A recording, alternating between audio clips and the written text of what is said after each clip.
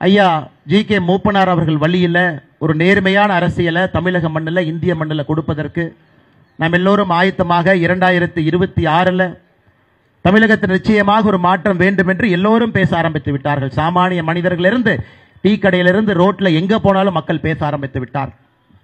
இன்னைக்கு நம்முடைய தேசிய ஜனநாயக கூட்டணியினுடைய முதலமைச்சர் வேட்பாளராக முன்னாள் முதலமைச்சர் அண்ணன் எடப்பாடி பழனிசாமி அவர்கள் இந்த மேடையில் இப்பதான் பேசிட்டு போயிருக்கிறாங்க.